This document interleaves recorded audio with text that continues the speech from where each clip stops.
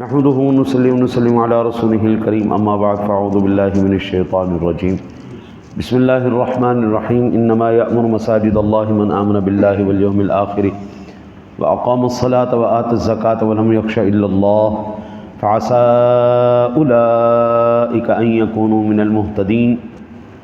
اللہ کی مساجد صرف وہی لوگ تعمیر کر سکتے ہیں جو اللہ اور روز آخرت پر ایمان لائے اور انہوں نے نماز قائم کی اور زکوٰۃ ادا کی اور اللہ کے سوا کسی سے نہیں ڈرتے، اور ان قریب یہی لوگ ہدایت یافتہ لوگوں میں سے ہوں گے۔ اس آیہ مبارکہ کے ضمن میں یہ عرض کر چکا ہوں کہ مسجد کی تعمیر کی شرائط کیا ہیں، کون لوگ مسجد تعمیر کر سکتے ہیں اور کن لوگوں کا پیسہ اور چندے سے اس مسجد کے اندر حصہ شامل کیا جا سکتا ہے۔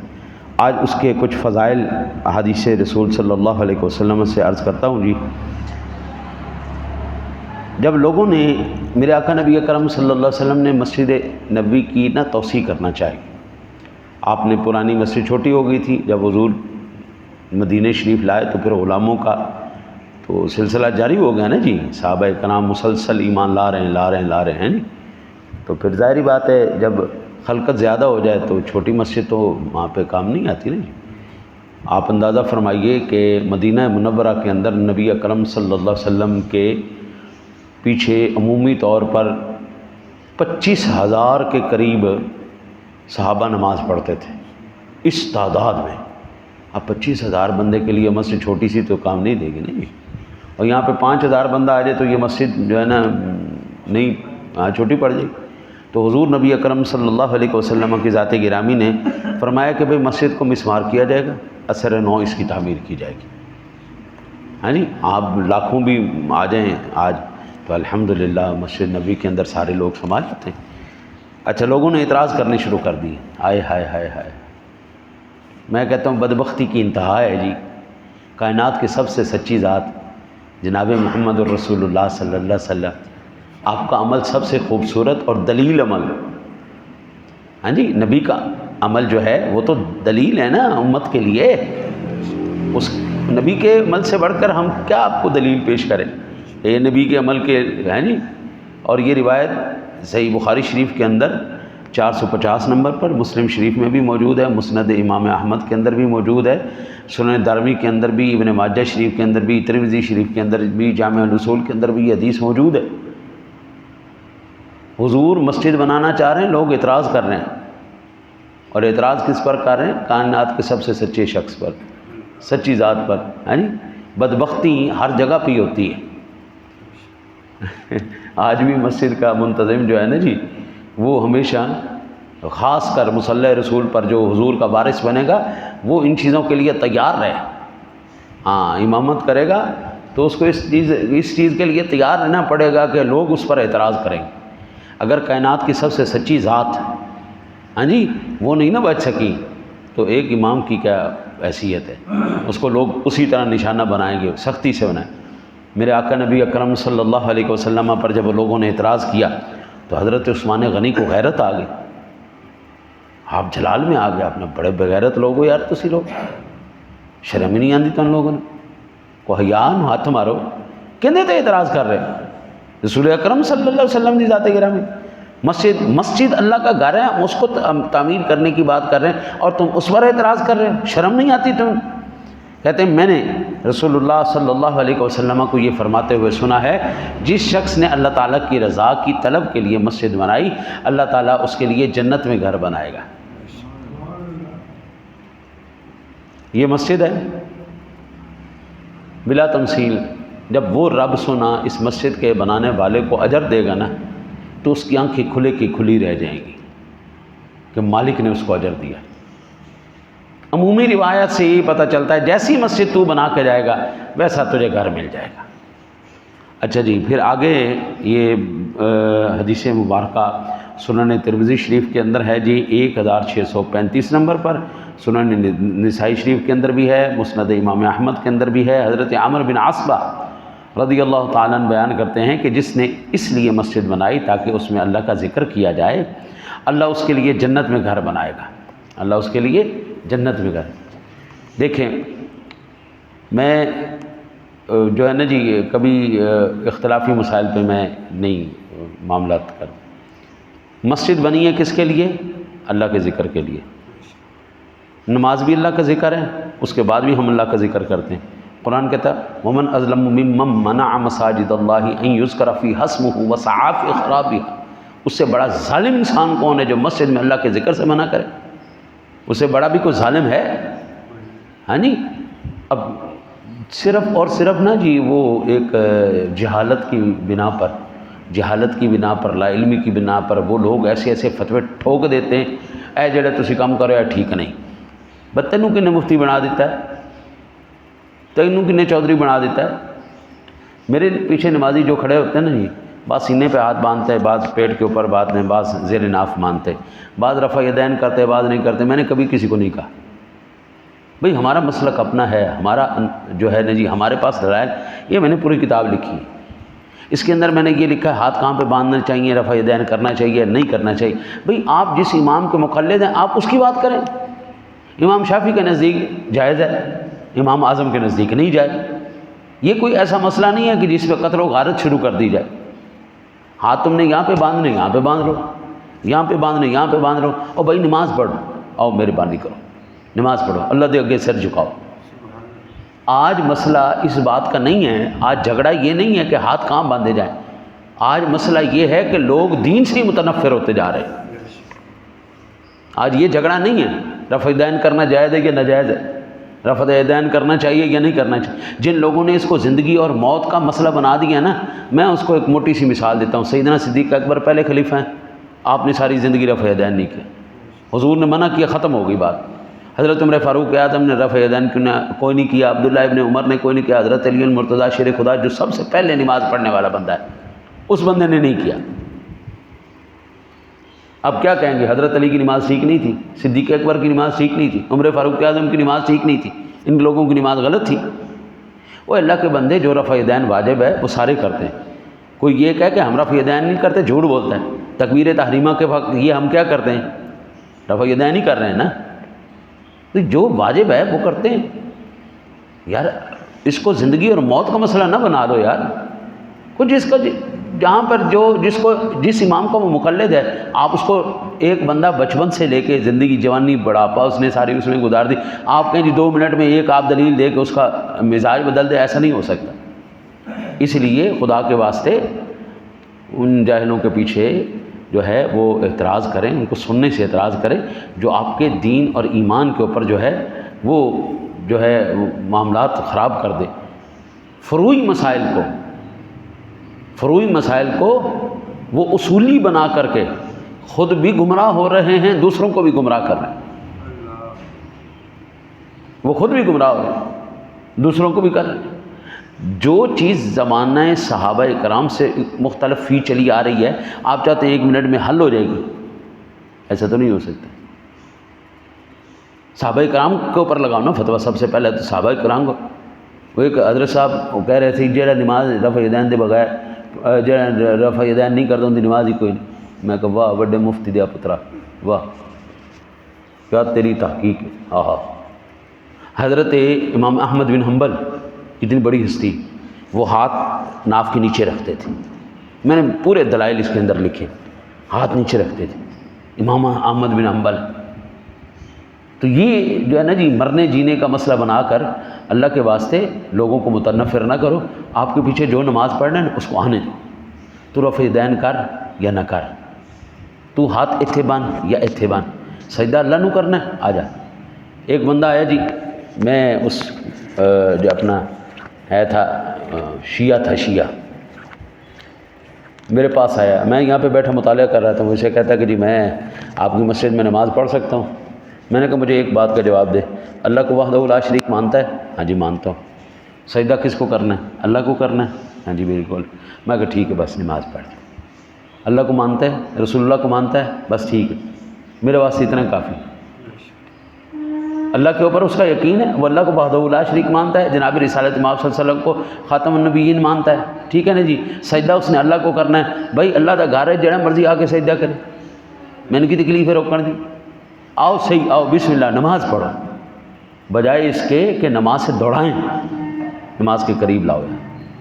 ہمارے ائمہ کرام کے اندر اختلاف رہے ہیں، انہوں نے جینے مرنے کے مسئلے نہیں بنایا، علمی اختلاف کو علمی اختلاف تک رہنا چاہیے، اس کو جینے مرنے کا مسئلہ نہ بنایا جائے۔ یہ ہیں چیزیں وہ جو کرنی چاہیے۔ حضرت یہ صحیح بخاری شریف کے اندر 662 نمبر پر حدیث ہے، حضرت ابو ہریرہ رضی اللہ تعالیٰ عنہ بیان کرتے ہیں کہ رسول اللہ صلی اللہ علیہ وسلم نے فرمایا، جو شخص صبح کو مسجد میں جائے یا شام کو مسجد میں جائے، اللہ تعالیٰ اس کے لیے ہر صبح اور شام کو جنت میں مہمانی تیار کرتا ہے، میزبان ہو جاتا ہے، مالک میزبان ہو جاتا ہے۔ حضرت کوشش یہ کرو، یہ میرا بڑا بیٹا بیٹھا ہے، یہ میرا چھوٹا بیٹا ہے، دونوں فجر کی نماز کے وقت میرے پیچھے بیٹھے، یہ کوشش کرنی چاہیے کہ میری اولاد میرے پیچھے نماز پڑھے، نہیں تو کم از کم میرے ساتھ پڑھے۔ اس وقت اس بات کی ضرورت ہے، ان مسائل کو اللہ کی قسم نہیں حل کیا جا سکتا۔ جو مسئلے 14 صدیاں نہیں نہ حل کر سکی، تیری 4 سالہ 40 سالہ زندگی کیا ان مسائل کو حل کر دے گی؟ علمی اختلاف کو علمی اختلاف رہنے دو، کسی کے اوپر کفر کا، کسی کے اوپر شرک کا، کسی کے اوپر بدعت کا فتویٰ لگانے کی کوئی ضرورت نہیں۔ حضرت سیدنا ابو ہریرہ رضی اللہ تعالیٰ عنہ سے روایت ہے، یہ بھی صحیح بخاری شریف کے اندر حدیث پاک ہے 660 نمبر پر، پھر دوسرے مقام پر امام بخاری اس کو لے کے آئے 1423 نمبر پر، یہ صحیح مسلم شریف کے اندر بھی روایت موجود ہے۔ حضرت ابو ہریرہ بیان کرتے ہیں کہ رسول اللہ صلی اللہ علیہ وسلم نے فرمایا 7 آدمیوں کو اللہ تعالیٰ اس دن اپنے سائے میں رکھے گا جس دن اللہ کے سائے کے سوا کسی اور کا سایہ نہیں ہوگا۔ سب سے پہلا امام عادل، ہائے ہائے ہائے ہائے، اللہ اکبر، عدل کرنے والا حکمران، حاکم وقت ہو، عدل کرنے والا ہو، میں کہتا ہوں جی سبحان اللہ سبحان اللہ، کتنی شان والا آدمی ہے، کل قیامت والے دن اللہ کے سائے کے نیچے کھڑا ہوگا۔ اب کوئی مائی کا لال یہاں پر مجھے ثابت کرے کس فرقے والے کا نام لکھا ہوا ہے؟ وہ فرقے دا نام لکھے کہ وہ دیوبندی ہوئے گا تو کھڑوئے گا، وہ شیعہ ہوئے گا تو کھلوے گا، وہ وہابی ہوئے گا تو کھلوے گا، ڈرامے بازیاں لائیں، دکانیں کھولیاں، پیٹ تو ہر شے ہیٹ، پیٹ تو جی جوانا، ہاں جی سب پیٹ کا دھندا ہے حضرت صاحب۔ اللہ کی قسم، اللہ کے رسول کے فرمان میں، اللہ کے قرآن میں کوئی کسی قسم کے اختلاف نہیں، سیدھے سیدھے اصول بیان کر دیے، جو ان کے اوپر پورا اترتا ہے وہ اللہ کا بندہ ہے، جو نہیں اترتا ہے جاٹا ختم، چھٹی ختم ہو گئی، سیدھی سیدھی گل نہیں۔ دلوں کے اندر سے قدورتیں ختم کرو، فاصلوں کو ختم کرو اور کوشش کرو مساجد آباد ہو۔ پہلا امام عادل، دوسرا جو شخص اللہ کی عبادت میں جوان ہو، اللہ اکبر، ہاں جی بھائی جناب نماز بھی پڑھ رہا ہے، قرآن بھی پڑھ رہا ہے، دین سکھا بھی رہا ہے، نیکیاں بھی کر رہا ہے، سچ بھی بول رہا ہے، حلال بھی کما رہا ہے، بلے بلے بلے بلے، جو اللہ رسول نے حکم دیا ہے جناب نس کے کر رہا ہے، کل قیامت والے دن جناب وہ اللہ دے سائے دے تھلے کھڑا ہوئے گا۔ اچھا جی، تیسرا میرے آقا جی نے ارشاد فرمایا جس شخص کا دل مسجد سے نکلنے کے بعد مسجد میں معلق رہتا ہو وہ دوبارہ مسجد میں آئے۔ مسجد سے نکل تو گیا ہے، اچھا جی میں ناراض نہ ہونا بھائی، میں بات سیدھی کرنے کا عادی ہوں، آپ مجھ سے ناراض بھی ہو جائیں گے تو مجھے پرواہ کوئی نہیں، ایک ٹکے کی مجھے اللہ رسول کی پرواہ ہے، اللہ رسول ناراض نہ ہو، آپ کی ناراضگی میرے لیے کوئی معنی نہیں رکھتی۔ یہ اکثر لوگ نا جی نماز پڑھنے کے بعد 1.5 گھنٹہ 2 گھنٹے آدھا گھنٹہ مسیطے بیٹھے رہندے۔ وہ اللہ کے بندو یہی وظائف فرائض پڑھو، واجبات پڑھو، سنن اور نوافل اپنے گھروں میں جا کے پڑھو، سنن اور نوافل کو اپنے گھروں میں جا کے پڑھو، یہ رسول اللہ صلی اللہ علیہ وسلم کی سنت ہے۔ اپنے گھروں کو آباد کرو، تمہاری بیوی تمہیں نماز پڑھتے دیکھے گی، تمہارے بچے تمہیں نماز پڑھتے دیکھیں گے، بچیاں دیکھیں گی، تو حضرت یہ بچہ جب چھوٹا تھا یہ بھی چھوٹا تھا، ہے جی، یہ میں نماز پڑھتا تھا نا جی، میرے ساتھ آ کے نماز پڑھتے تھے، میں مصلی پہ آتا تھا میرے ساتھ آ کے بیٹھ جاتے، میں بیان کرتا تھا ممبر پہ میرے ساتھ بیٹھ جاتے۔ آج یہ یہاں پر کیوں موجود ہیں؟ ان کی بچپن سے تربیت کی گئی ہے۔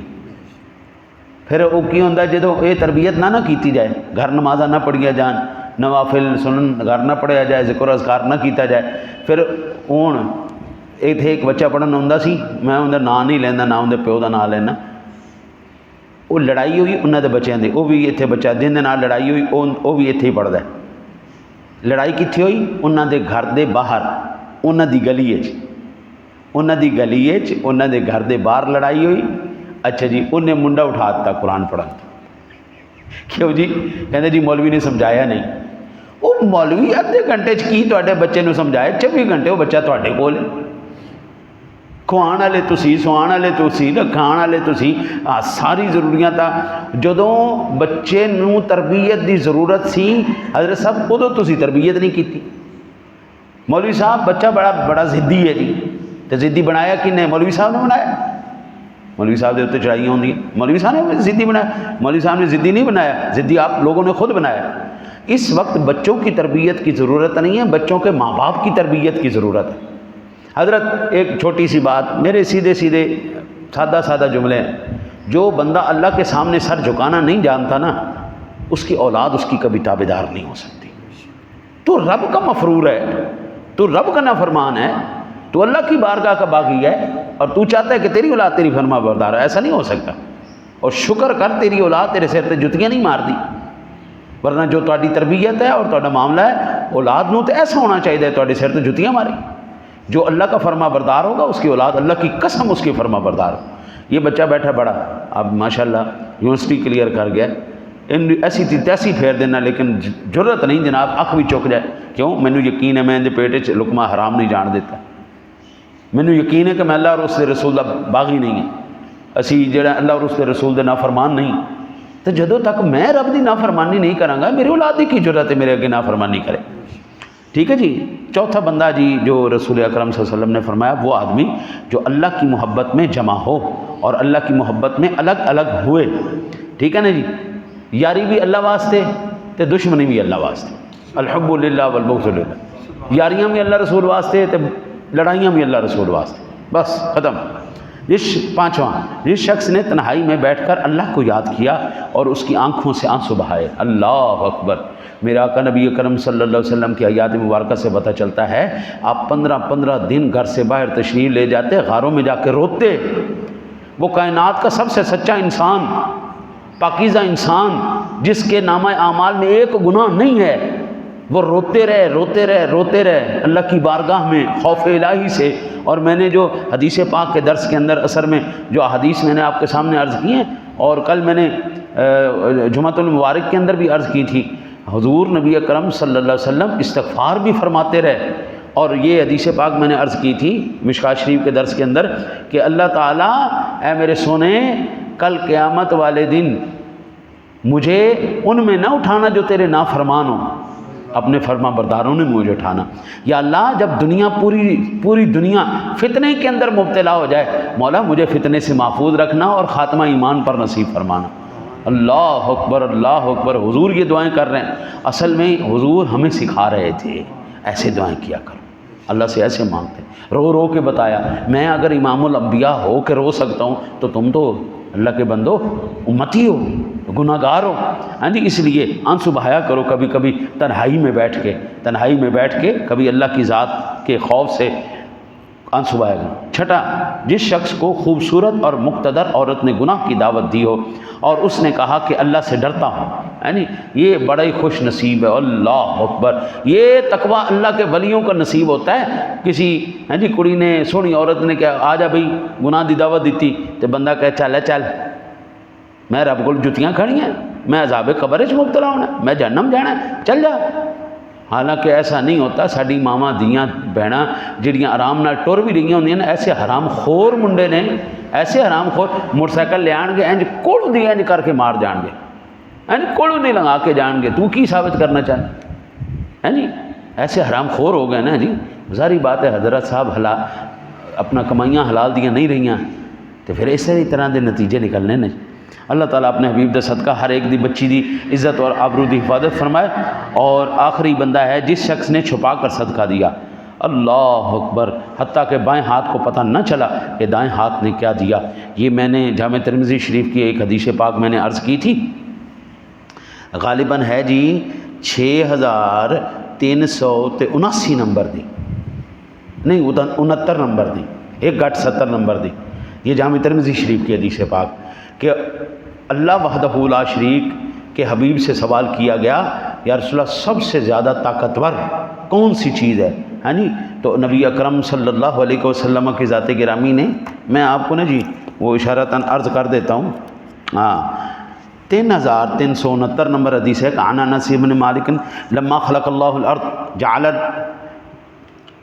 تمید فخلق الجبال، اللہ تعالیٰ نے جب یہ زمین پیدا کی نا تو ایسے ہلنے لگی، اللہ تعالیٰ نے پھر پہاڑ پیدا کیے، فعاد بہا، اس کو پھر قرار آ گیا، علیہا فاستقرت، اس کو سکون آ گیا، اچھا جی، اور اس سے کہا اسے تھامے رہو، وہ تھم گئی، فعجبت للملائکہ، فرشتوں کو بڑا تعجب ہوا، من شدت الجبال، کہ پہاڑ بڑے طاقتور نے جناب، ہیں اتنے زبردست نے کہ پوری زمین انہوں نے قابو کر لیا۔ قال، فرشتے بولے، قالو یا ربی حل من خلقک اشد من الجبال، اے اللہ کیا تو نے پہاڑوں سے بھی کوئی طاقتور چیز پیدا کی ہے؟ قال نعم الحدید، میں نے لوہا پیدا کیا ہے جو پہاڑوں کو بھی چیر دیتا ہے۔ قالوا یا ربی فحل من خلقک شیء اشد من الحدید، یا اللہ کیا تو نے لوہے سے بھی کوئی طاقتور چیز پیدا کی ہے؟ قال نعم النار، ہاں ہاں میں نے آگ کو لوہے سے بھی طاقتور پیدا کیا۔ فقالوا یا ربی فحل من خلقک شیء اشد من النار، یا اللہ کیا تو نے آگ سے بھی زیادہ کوئی طاقتور چیز پیدا کی؟ قال نعم الماء، ہاں میں نے پانی کو اس سے طاقتور پیدا کیا ہے جو آگ کو بھی ٹھنڈا کر دیتا ہے۔ قالوا یا ربی فحل من خلقک اشد من الماء، قال نعم الریح، یا اللہ کیا تو نے آگ سے بھی زیادہ کوئی شدید چیز پیدا کی ہے؟ فرمایا ہاں ہاں میں نے پانی سے بھی زیادہ میں نے شدید چیز ہوا کو پیدا کیا، الریح۔ قالوا یا ربی فحل من خلقک اشد من الریح، کیا یا اللہ تو نے ہوا سے بھی زیادہ، طوفان آتے ہیں نا جی، عرش اڑا کے وہ لے گئے، تو یا اللہ کیا تو نے ہوا سے بھی زیادہ کوئی طاقتور چیز پیدا کی ہے؟ قال نعم ابن آدم تصدق بصدقۃ بیمینہ یخفیہا من شمالہ، میں نے ابن آدم کا وہ صدقہ جو سیدھے ہاتھ سے دیتا ہے الٹے ہاتھ کو پتہ نہیں چلتا کہ اس نے کس کو کیا دیا ہے، میں نے وہ سب چیزوں سے زبردست پیدا کی، طاقتور چیز۔ دعا کرو اللہ تعالیٰ آپ کو اور مجھے حضور نبی اکرم صلی اللہ علیہ وسلم کے فرامین سے، اللہ کے قرآن کی شان سے، اس کے انوار و تجلیات سے ہمیں مستفیض فرمائے، ہمارے دلوں کو منور فرمائے اور ہمارا خاتمہ ایمان پر نصیب